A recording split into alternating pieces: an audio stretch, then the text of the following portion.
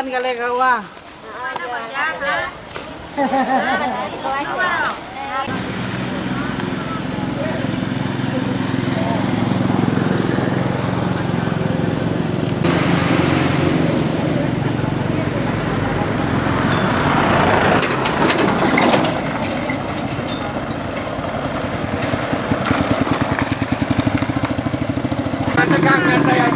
Selamat siang Mas.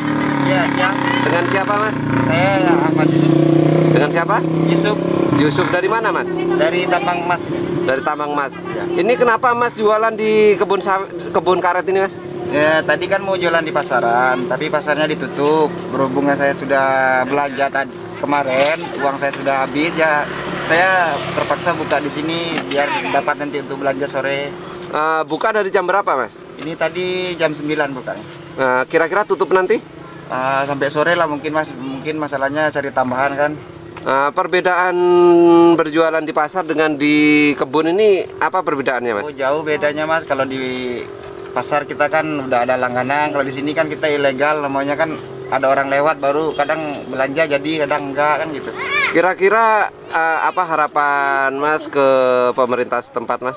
Ya harapan kami ya pinginnya pasar dibuka gitu kan. Jadi kami dapat jualan lagi di pasaran. Jadi nggak kayak gini luntang-lantung payah masangnya gantung-gantung kain gitu. Ini belum lagi kalau cuaca nggak bagus Mas ya? Ya itu cuaca ini udah mendung nih, nanti kalau hujannya sudah basah semua. Kira-kira dari unsur ekonominya Mas, dengan berjualan di pasar dibanding jualan di sini, kira-kira persentasi keuntungan seberapa besar ya? Kalau keuntungan ya sama aja sebenarnya kalau untungannya.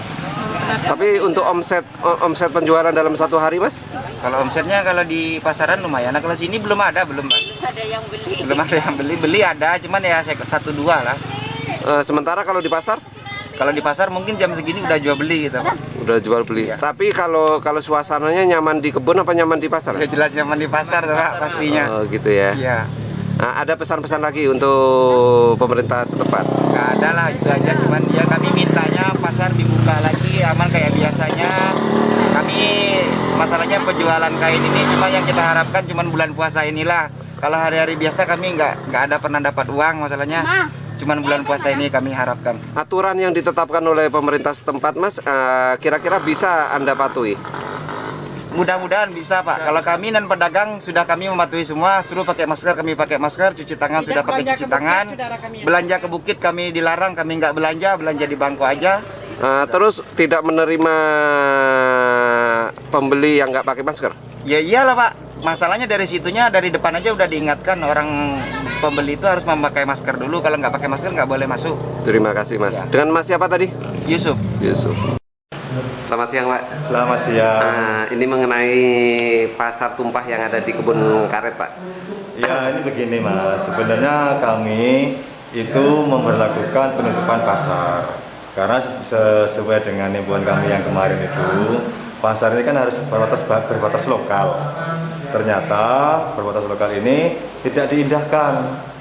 Terus kemudian protokolnya juga tidak diindahkan. Oleh karena itu kami bersepakat dengan seluruh perangkat dan BPD, kemudian dari Linmas juga, untuk sementara ini pasarnya ditutup. Kira-kira sampai berapa lama Pak? Nah ini tadi sudah kami musyawarahkan lagi. Nah ini kan tadi sudah lihat dampaknya. Nah nanti kita putuskan mungkin sehari Kamis sudah ada keputusannya.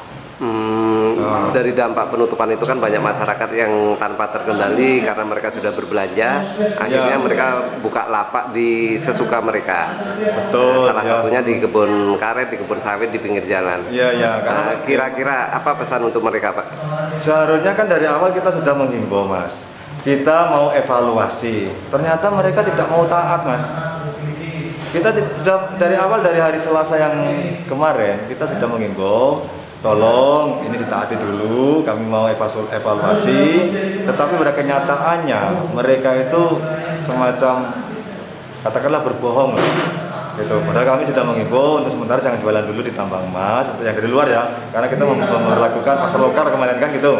Nah, tapi ternyata ini menjadi polemik. Jadi keputusan dari pemerintah desa ataupun pemerintah kecamatan Pamanang Selatan nih Pak, prosedurnya seperti apa yang harus mereka jalani Pak? Seharusnya mereka itu yang pertama harus pakai masker. kemudian cuci tangan setiap saat, kemudian terus dia mengingatkan kepada pembeli itu juga harus pakai masker, terus kemudian jaga jaraknya, jaga kebersihannya, terus kemudian tertib dan mau dites itu. Sebenarnya itu ternyata dalam lapangan kemarin kami temui mereka nggak pakai masker, terus kemudian jualnya berdempet-dempetan, terus tidak mengingatkan kerumunan. Nah, ini yang menjadi evaluasi kami kan. Nah, itu ternyata ini kami langsung ambil tindakan, coba kalau seandainya kita tutup pasarnya gitu. Untuk sementara ini Pak, terkait dengan virus yang masuk ke tambang emas, apakah sudah ada yang positif rapid test, positif swab, atau yang ODP? Kalau untuk ODP kami sudah selesai ya, sudah selesai semua dari 107 itu. Hari ini mungkin selesai ODP-nya. Kalau yang untuk rapid test positif belum ada, PDP juga belum ada, bahkan mungkin yang positif swab juga belum ada. Oke Pak, terima kasih Pak. Ya. Siang Pak. Siang. Dengan Pak Camat Pemenang Selatan ya. Iya. Gimana tanggapan Bapak Pak dengan penutupan pasar yang ada di Pemenang Selatan, karena terbukti setelah ditutup mereka berjualan di kebun karet Pak? Baik, hari ini pemerintah melakukan penutupan pasar sementara ya di tambang emas, karena memang kita melihat dari keputusan kita sebelumnya melakukan pasar terbatas, kemudian mengimbau masyarakat untuk mengikuti protokol kesehatan, ini banyak tidak diindahkan oleh masyarakat, sehingga secara resmi hari ini kita tutup, tapi ini sifatnya sementara. Nanti kita akan mengambil langkah-langkah berikutnya. Harapan kita masyarakat ke depan tetap bisa berjualan, tetapi juga masyarakat bisa menjaga terhadap penularan COVID-19 ini. Karena kita tidak ingin nanti ada masyarakat kita yang tertular, sehingga ya nanti berdampak pada semua aspek yang ada di wilayah Kecamatan Pemenang Selatan. Ini sudah ada virus yang terdeteksi masuk ke Pemenang Selatan Pak? Ya, alhamdulillah sampai hari ini kita belum ada, tapi kita tentu selalu mengantisipasi agar penyebaran virus ini, yang memang di Merangin ini kan sudah ada 10 warga kita yang terpapar, kan? Jangan sampai nanti paparan itu sampai ke wilayah kita, sehingga kita juga di samping mengaktifkan pos jaga yang ada di desa ini, kita juga melakukan aturan-aturan terhadap kerumunan, termasuk pasar yang kita coba kita atur sebaik mungkin lah untuk kedepannya. Kira-kira prosedur untuk dibuka kembali pasar untuk masyarakat Pak, prosedurnya seperti apa? Ya mungkin nanti kita akan coba membatasi lah kerumunan pasar ini, karena kalau kita lihat dari evaluasi kita kemarin kan cukup banyak kontak fisik ya antara pembeli yang saling berpepet-pepetan, karena memang pasar kita kan kondisinya agak sempit gitu kan. Kita coba nanti mencari alternatif yang lain, mudah-mudahan ya tetaplah kita akan berusaha masyarakat kita bisa berjualan sehingga ekonomi masyarakat juga tidak terputus.